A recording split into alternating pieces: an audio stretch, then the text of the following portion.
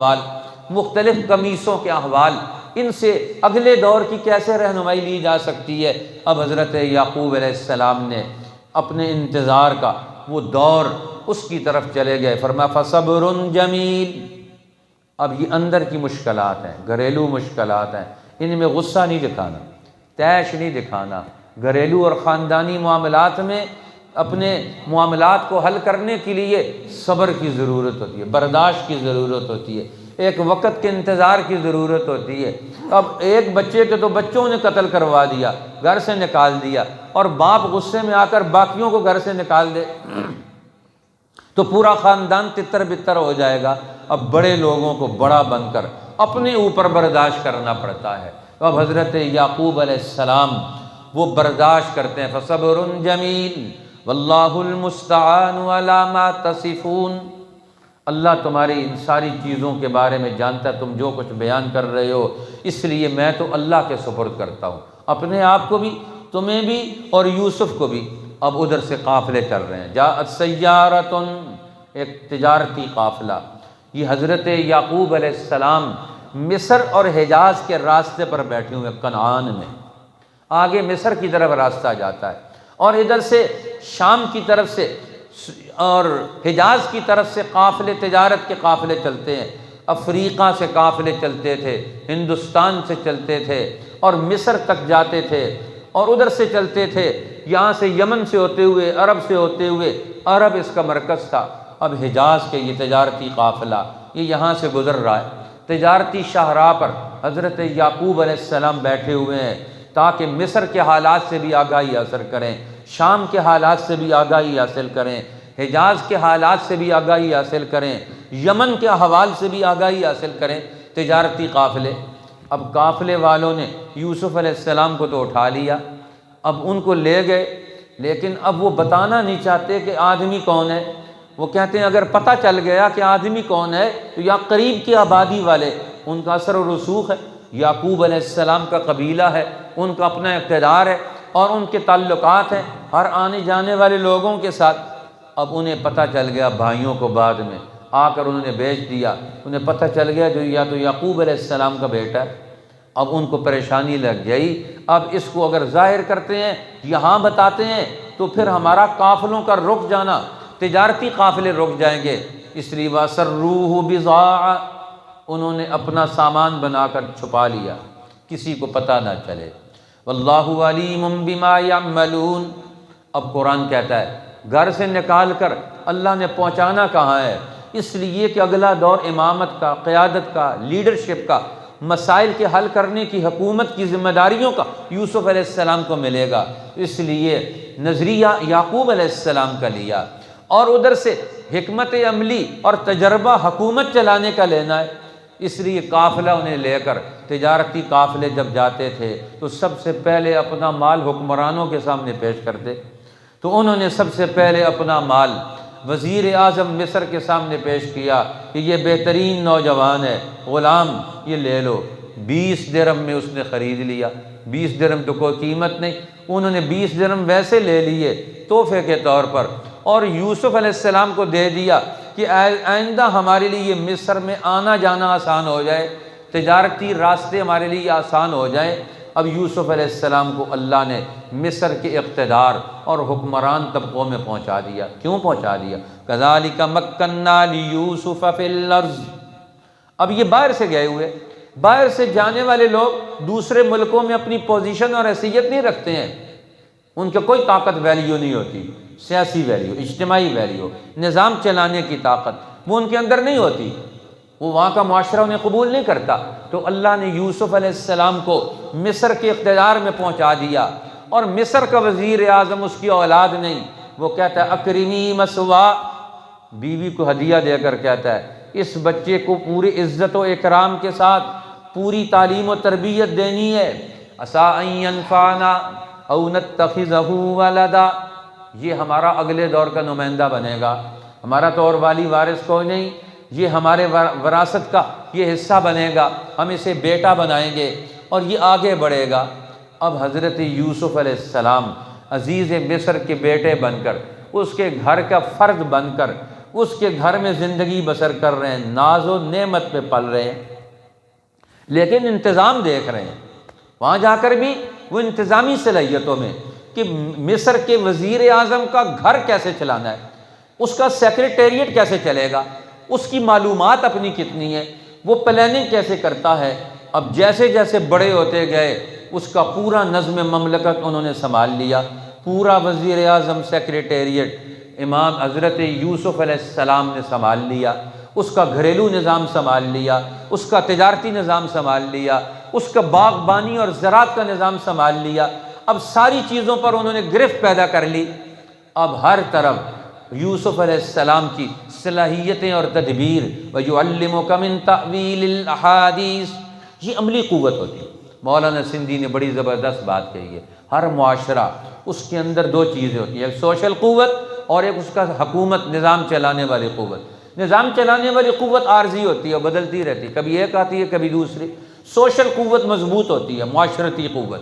اب حضرت یوسف علیہ السلام نے سوشل قوت کے اعتبار سے اپنا کردار ادا کیا، اور آہستہ آہستہ نظم مملکت میں انہوں نے اپنے اثرات اور اپنا دائرہ کار ان کا بڑھتا چلا گیا، ان کا اعتبار بڑھتا چلا گیا، ہر آدمی ان کو مصر کا باشندہ سمجھتا ہے۔ قرآن کہتا ہے، مولانا سندھی فرماتے ہیں، جو لوگ اپنی نسلوں کو بیٹا بنا کر تربیت کریں گے، تعلیم دیں گے، تو وہ تعلیم بھی حاصل کریں گے اور عملی قوت ان کے اندر پیدا ہوگی۔ اور اگر ان کو صرف یونیورسٹی میں تعلیم دی جائے تجارتی بنیادوں پر، صرف علم سکھانا ہے، صرف ڈگری دینی ہے، صرف ان کو ایک آپ نے فن سکھانا ہے اور تربیت نہیں دینی ہے اپنے بچوں کی طرح، جب تک آنے والی قوم کے بچوں کو اپنے بچوں کی طرح علم اور تربیت نہ دی جائے گی، علم آئے گا دماغ میں، ان کے فضولیات دماغ میں جمع ہو جائیں گی، لیکن وہ پرلے درجے کے نکمے ہوں گے، کوئی پلاننگ نہیں کر سکیں گے۔ آج پاکستان میں یہاں کا پڑھا لکھا طبقہ سیکٹری بن کر زراعت ناکام، سیکٹری تجارت ہے تجارت ناکام، سیکٹری صنعت پڑھا لکھا ہے صنعتی نظام ناکام۔ آج جتنا پڑھا لکھا طبقہ ہمارا وہ وجود میں آ رہا ہے یونیورسٹیوں سے اور ڈگریاں لے کر، وہ کسی قسم کی کوئی پلاننگ نہیں کر سکتا، نتائج نہیں دے سکتا مسلمانوں میں۔ کیوں کہ ہمارے کالج اور سکول ماں باپ کے اصول پر تعلیم و تربیت نہیں دیتے، ہمارے ادارے، ہمارے اساتذہ وہ قوم کے بچوں کو اپنے بچوں کی طرح نہیں سمجھتے۔ اب یوسف علیہ السلام اس گھر میں پہنچے ہیں، تو اس گھر میں پہنچ کر گھر والے ان کو تعلیم بھی دے رہے ہیں، اولاد سمجھ کر تعلیم دے رہے ہیں۔ جب اولاد سمجھ کر تعلیم دی، علم بھی آ گیا، تعلیم بھی آ گئی، تربیت بھی آ گئی، کمانڈ بھی پیدا ہو گئی، اور نظام چلانے کی صلاحیت بھی پیدا ہو گئی، ساری عملی قوتیں پیدا ہو گئی۔ اب اگلا امتحان آ گیا، جب یہ ساری چیزیں سیکھ لیں، اب مصر کے اوپر والا طبقہ اس کو بھی دیکھ لیا، حکمران طبقوں کی زندگی بھی دیکھ لی، ان کی عیاشیوں اور وسائل بھی دیکھ لیے۔ اب قرآن کہتا ہے اب دوسرا مطالعہ بھی ضروری ہے، اب عوام کا مطالعہ بھی کرو، جیلوں کا مطالعہ بھی کرو، بھوکے لوگوں کا بھی مطالعہ کرو، بچھڑے ہوئے لوگوں کا بھی مطالعہ کرو، محروم المعیشت لوگوں کا بھی مطالعہ کرو، اس نظام کا اور عدالتوں کا شکار ہونے والے بے گناہ لوگ کس طرح عدالتوں میں گل سڑ رہے ہوتے ہیں، اس کا بھی مطالعہ کروایا جائے۔ اب حضرت یوسف علیہ السلام پہلے بھائیوں کا امتحان، اپنے پہلے گھر کا امتحان اس سے گزرے، بھائیوں کے امتحان سے۔ اب اگلا امتحان اس سے بھی بڑا سخت تھا۔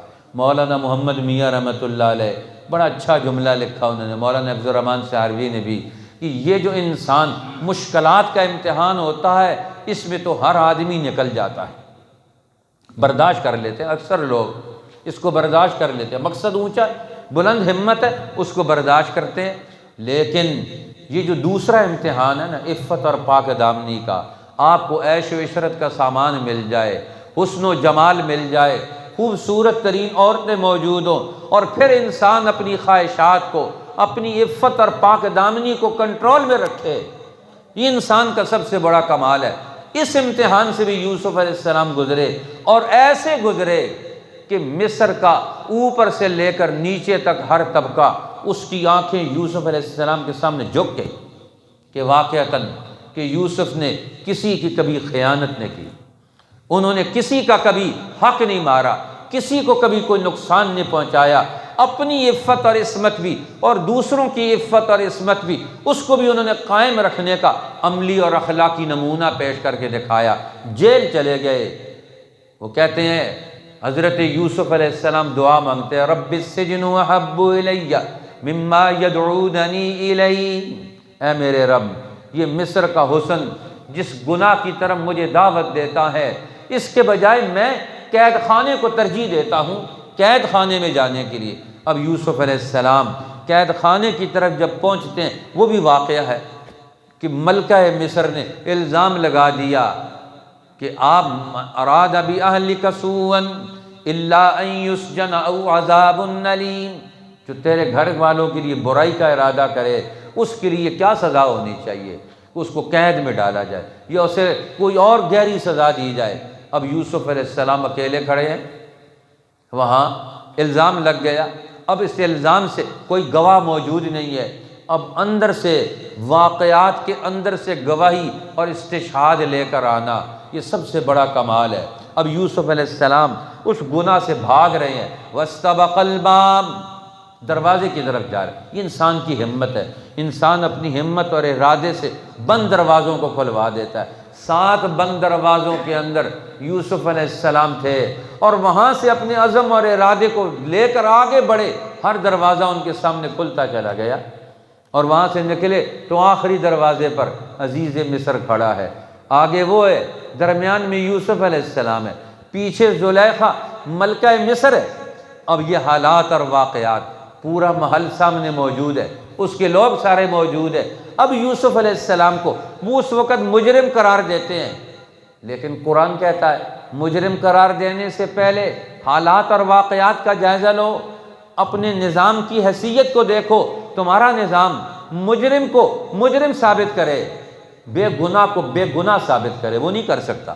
یوسف علیہ السلام نے عزیز مصر، وزیر اعظم مصر، اس کے پاس رائے موجود نہیں، دلائل موجود نہیں۔ یوسف علیہ السلام اسے راستہ بتاتے ہیں، تم انصاف کرنا چاہتے ہو تو میں تمہیں راستہ بتاتا ہوں، انصاف کیسے ہوگا۔ گواہ لے کر آئیں، وَشَهِدَ شَاهِدٌ مِّنْ أَهْلِهَا، اور زلیخا کے خاندان سے گواہی آ گئی، ایک بچے نے گواہی دے دی یا کسی نے بھی گواہی دے دی۔ اس نے گواہی کیا دی؟ فرمایا گواہی دی اپنے عقل کے استعمال کی، اسی واقعے سے اپنے عقل استعمال کرو، تم حکمران ہو، تمہیں تو فوراً پتہ چل جانا چاہیے مجرم کون ہے۔ فرمایا واقعہ دیکھو، اس واقعے کے پہلوؤں پر دیکھو۔ فرمایا یوسف علیہ السلام کا کرتا ہے۔ اب یوسف علیہ السلام کے کرتے نے پھر آپ کو بچایا، وہاں بھی کرتے نے آپ کا حال کھول دیا، یہاں بھی کرتے نے آپ کا حال کھول دیا۔ کرتا بتا رہا ہے، وہ کہتا ہے ان کان قمیصہ قد من قبل فصدقت، کرتا آگے سے پٹا ہوا ہے تو پھر یہ سچی اور یوسف جھوٹے ہیں۔ ان کان قمیصہ قد من دبر فکذبت، اگر کرتا پیچھے سے پھٹا ہوا ہے پھر یوسف سچے اور یہ جھوٹی ہے۔ اب عزیز مصر کرتا دیکھتا ہے، کرتا تو پیچھے سے پھٹا ہوا ہے، اب اسے فوراً سمجھ آ گئی۔ اب مصر کا نظام چلا رہے ہیں لیکن ایک واقعے میں صحیح فیصلہ نہیں کر سکتے، فیصلہ یوسف علیہ السلام کی برکت سے اس کو ملا۔ اب اس کی عقل کھل گئی، اس کو سمجھ آ گئی میری عقل تو کچھ بھی نہیں کام کر رہی۔ جب قوموں پر زوال آتا ہے ان کی عقل گم ہو جاتی ہے، وہ اپنے معاملات کے فیصلے نہیں کر سکتے، مسئلے نہیں حل کر سکتے، ان کا علم جواب دے جاتا ہے، ان کی تدبیر فیل ہو جاتی ہے، وہ ناکام ہو جاتے ہیں۔ اب مصر کے حکمران طبقے بانجھ ہو گئے، وہ اپنے مسئلے نہیں حل کر سکتے، کسی کو انصاف نہیں دے سکتے، فیصلہ حق کا نہیں کر سکتے۔ یوسف علیہ السلام کے محتاج ہیں، اس علم نبوت کے محتاج ہیں۔ آج وہی حال قرآن بیان کرتا ہے عربوں کا تھا، اور وہی حال قرآن بیان کرتا ہے دنیا کی ساری قوموں کا تھا، اور وہی حال آج دنیا کے مسلمانوں کا ہو گیا۔ اس لیے وہاں ضرورت پیش آئی، جس طرح مصر والوں کو یوسف علیہ السلام کی اور ان کے علم کی ضرورت تھی، عربوں کو ضرورت تھی رسول اللہ اور قرآن کے علم کی، صحابہ کے علم کی، اسی طرح آج ضرورت ہے دنیا کے مسلمانوں کو پھر قرآن کے علم کی۔ اور قرآن کے علم کہاں سے لیں گے؟ امام شاہ ولی اللہ سے، شیخ الہند سے، مولانا عبید اللہ سندھی سے، جو قرآن کو دنیا میں عملی نظام کے طور پر پیش کرنا چاہتے ہیں۔ اس لیے آج اس کی ضرورت ہے۔ حضرت یوسف علیہ السلام جیل چلے گئے، اب جیل کی زندگی میں 2 نوجوان ساتھ چلے گئے۔ اب نوجوان اپنے خواب سناتے ہیں، وہ ہر ایک کو اس کا مستقبل بتاتے ہیں اور پھر اپنا پروگرام بھی دیتے ہیں۔ جیل خانے میں واز کہنا، جیل خانے میں جانے والے لوگوں کو اپنے حالات کے اعتبار سے اپنے ساتھ اٹیچ کر لینا۔ یوسف علیہ السلام، یا صاحب السجن، اے جیل کے ساتھیو، اب ان کو نظریہ سکھاتے ہیں، ارباب متفرقون، تم اتنے سارے خداؤں کو مانتے ہو، ایک خدا کو کیوں نہیں مانتے ہو؟ ایک مرکز کیوں نہیں مانتے ہو؟ ان الحکم الا للہ، ایک اللہ کا حکم چلنا چاہیے، تم ہماری رائے کیوں نہیں مانتے ہو؟ جیل میں اللہ نے آپ کو نبوت کے منصب پر فائز کر دیا۔ اب جیل میں تھے، وہاں نبوت کا اعلان ہو گیا، فرمایا سب سے پہلے تم جیل والوں کے لیے میں اپنی نبوت کا کام کرتا ہوں۔ اور جیل کے اندر بیٹھ کر جتنے لوگ موجود تھے اپنی ٹیم بنا لی۔ اب وہاں 10 سال کے قریب، 10 سال سے زیادہ عرصہ وہاں رہے، اور جیل والی قوتوں کو اب حکمران اپنے مفادات کے خلاف جس کو دیکھتے جیل میں ڈال دیتے۔ تو یوسف علیہ السلام نے جیل کی ساری قوت تیار کر لی، اور پھر اللہ نے جیل سے باہر نکالنا تھا، تو 10 سال کا عرصہ گزر گیا۔ بادشاہ مصر خواب دیکھتا ہے کہ 7 گائے موٹی اور بالکل توانا ہے، اور 7 گائے دبلی پتلی ہیں۔ یہ دبلی پتلی گائے 7 موٹی گایوں کو کھا رہی ہیں۔ اور پھر دوسرے دن خواب دیکھا کہ 7 بالیاں وہ سبز ہیں اور 7 خشک ہیں، یہ ان کے اوپر چڑھ رہی ہیں، ان کو بھی اس نے خشک کر دیا۔ وہ خواب دیکھتا ہے، یا ایھا الملأ افتونی فی رؤیای ان کنتم للرؤیا تعبرون، تم رائے دینا چاہتے ہو، تعبیر دینا چاہتے ہو خواب کی، بتاؤ خواب کی کیا تعبیر ہے، کیا مسائل ہے؟ تو اس دور کے مصر کے اہل علم، مصر کا دماغ، مصر کے وہ سب کے سب کہتے ہیں یہ خواب کوئی نہیں، اضغاث احلام، یہ تو خواب خیال ہے، اس کی کوئی حقیقت نہیں، ما نحن بتاویل الاحلام بعالمین، ہم خیالوں کی تعبیر نہیں دیتے۔ اب وہ مصر کے بادشاہ کا وہ چوکیدار، اس کا وہ پانی پلانے والا ساقی، وہ کہتا ہے میں تمہیں بتاتا ہوں، میں تمہیں رہنمائی دیتا ہوں کہ تمہاری خواب کی تعبیر دے سکتا ہے۔ یوسف علیہ السلام، وہ کہتے ہیں جاؤ ان کو بلا کے لے کر آؤ، خواب کی تعبیر پوچھ کر آئے۔ انہوں نے بتا دیا کہ مصر کو آنے والے 7 سال یہ خوشی اور ترقی کے ہوں گے، پھر 7 سال قحط سالی کے ہوں گے، اور قحط سالی سب کچھ کھا جائے گی۔ اس لیے بادشاہ کو جو خواب آ رہا ہے مصر کے حالات کے اعتبار سے آ رہا ہے۔ اب بادشاہ نے کہا انہیں لے کر آؤ۔ اب یہ تدبیر بادشاہ کے ذہن میں نہیں آ سکتی، اس کے مملکت کا نظام چلانے والی قوتیں فیل ہو گئیں، تو اب اس نے مجبوراً وہ ان کو وہاں سے نکال کر لاتا ہے جیل سے۔ یوسف ایھا الصدیق، اے یوسف سچے، افتنا فی 7 بقرات، ہمیں آپ فتویٰ دیں، رائے دیں۔ آج فتوے کس چیز کے دیتے ہیں؟ آج ہمارے علماء فتوے دے دیتے ہیں، قوم کا مسئلہ نہیں حل کر سکتے۔ فتوے دے کر لڑائیاں ڈال سکتے ہیں، فتوے دے کر جھگڑے پیدا کر سکتے ہیں، فتووں سے نفرتیں تو پیدا کر سکتے ہیں، لیکن فتووں سے سیاسی مسائل کا حل، صحیح رائے، فتویٰ کہتے ہیں صحیح علمی رائے دینا، حکمت اور دانائی کی رائے دینا، اس کا نام فتویٰ ہوتا ہے۔ یہ تو کہ کون سا فتویٰ ہے جس سے قوم کا کوئی مسئلہ نہیں حل ہو سکتا؟ اب یوسف علیہ السلام نے فتویٰ دیا، اور سیاسی فتویٰ دیا، معاشی فتویٰ دیا، جس سیاسی اور معاشی فتوے نے مصر کا اگلا پورا دور بدل دیا۔ بادشاہ کہتے ہیں ہم تو عاجز ہیں، نظام والے کہتے ہیں ہم تو عاجز ہیں، انہی کو لے کر آؤ ہمارے مسئلے حل کر دیں۔ اور انہوں نے ساری چیزیں یوسف علیہ السلام کے سپرد کر دی، مصر کا وزیر اعظم بنا دیا، اور پھر فرمایا اجعلنی علی خزائن الارض، مجھے زمین کے خزانوں پر اختیار دے دو، وسائل ہم ان کو استعمال میں لے کر آئیں گے اور پوری قوم کا مسئلہ حل ہو جائے گا۔ اب یوسف علیہ السلام نے 7 سال میں مصر کی وہ پلاننگ کی، زراعت کا نظام وہ بنایا، ساری قوتوں کو ایک نقطے پر لے آئے۔ مثال دے کر سمجھاتا ہوں، پاکستان میں آج ہر محکمہ قومی بجٹ میں سے سوئی گیس والے ایک سڑک بناتے ہیں، یہاں سوئی گیس کا پائپ بچھانا ہے، وہ سڑک کا بل اس کے اندر ڈالتے ہیں، پائپ بھی بچھاتے ہیں، سڑک کا بل بھی۔ سیوریج لائن والے وہ پائپ بچھاتے ہیں سیوریج لائن کا، اور سڑک کا بل بھی اس میں شامل کرتے ہیں۔ پھر دوسرے آ جاتے ہیں ٹیلی فون والے، وہ کیبل بچھانی ہے، وہ کیبل کا بل ڈالتے ہیں، ساتھ سڑک اکھاڑ کے اس کو دوبارہ بنانے کا بل بھی ڈالتے ہیں۔ ہر محکمہ ہر سڑک کو 10 دفعہ بنانے کا بجٹ قومی خزانے سے لیتا ہے۔ یہ سارے محکمے مل کر ایک دفعہ لائنیں ساری بچھا دیں اور ایک دفعہ یہ سڑک تعمیر کر دیں، سارے محکموں کو ایک نقطے پر جمع کیا جائے، یہ مرکزی حکومت کا کام ہوتا ہے۔ یوسف علیہ السلام نے آ کر کیا کیا؟ ہر محکمہ اپنے اپنے طور پر کام کر رہا تھا، سب کو انہوں نے مربوط شکل دے کر ایک قوت میں ڈھال کر ایک فیصلہ کرنے کا تنظیمی عمل پیدا کر دیا۔ تو مصر کا وہی پورا اقتدار، سارا نظام وہی، وہ دوبارہ وہی نتائج دینے کے لیے تیار ہے۔ اگر سسٹم چلانے والی، نظام چلانے والی قوت عقل مند ہو، تدبیر اور حکمت رکھتی ہو، دنیا کا نظام بدل دیتی ہے۔ حضرت یوسف علیہ السلام کے اس واقعے سے قرآن یہ بیان کرتا ہے کہ اللہ کے پیغمبر نے نتیجہ یہ نکالا، فرمایا یہ واقعہ تمہیں کیوں سنایا جا رہا ہے؟ اس لیے کہ تم اس واقعے کی بنیاد پر نبوت محمدی کو سچا سمجھو اور پھر بصیرت کے ساتھ میری اتباع میں آ کر آج کی دنیا کا نقشہ بدلو۔ اور دنیا کا نقشہ کیسے بدلیں گے؟ قریش کو تیار کرنا ہے، ان کے اندر صلاحیت موجود ہے۔ سورۃ الرعد میں قریش اور عرب کی قوتوں کو اگلے دور کے لیے کیسے تیار کیا جائے گا، قرآن اس کا راستہ بتاتا ہے۔ اولو الالباب، ان کو عقل مند بنانا ہے، صلاحیت ہے لیکن طریقہ نہیں جانتے۔ طریقہ جانیں گے کب؟ جب محمد الرسول اللہ کی تربیت میں آئیں گے۔ اس لیے قرآن بیان کرتا ہے سورہ ابراہیم کے اندر، سورہ ابراہیم میں عربوں کا مرض کیا ہے؟ عربوں کا مرض شرک ہے، اس سے ان کا دماغ چھوٹا ہو گیا۔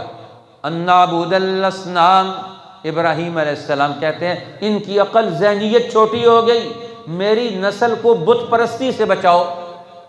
اب یہ بت پرستی میں مبتلا ہو کر ابراہیم علیہ السلام کی دعوت سے نکل گئے، تو قرآن کہتا ہے تم پیچھے چلے گئے۔ دوسرا مرض جو قوموں کو لگ جاتا ہے وہ لوط علیہ السلام کی قوم کا تذکرہ سورۃ الحجر میں اللہ تعالیٰ نے کیا۔ انسانی فطرت کا راستہ انہوں نے مسخ کر دیا، بد اخلاق ہو گئے۔ جو قومیں بد اخلاق ہو جائیں اور جو قومیں دماغ کی چھوٹی ہو جائیں وہ دنیا میں ترقی نہیں کر سکتی۔ اللہ جل شانہ ہمیں انبیاء علیہ السلام کے مشن پر اپنے معاشروں کو ترقی دینے کی، اپنی نسلوں کو ترقی دینے کی، ان کو منظم کر کے حکمت سمجھانے کی، ان کو اپنے مسئلے حل کرنے کی، دنیا کی قوموں کے مسائل حل کرنے کی حکمت اور تدبیر جو قرآن دیتا ہے، صحابہ کی جماعت نے دی، اللہ تعالیٰ کے نبیوں نے دی۔ اللہ تعالیٰ ہمیں وہ عقل اور تدبیر نصیب فرمائے۔ وآخر دعوانا الحمد للہ رب العالمین۔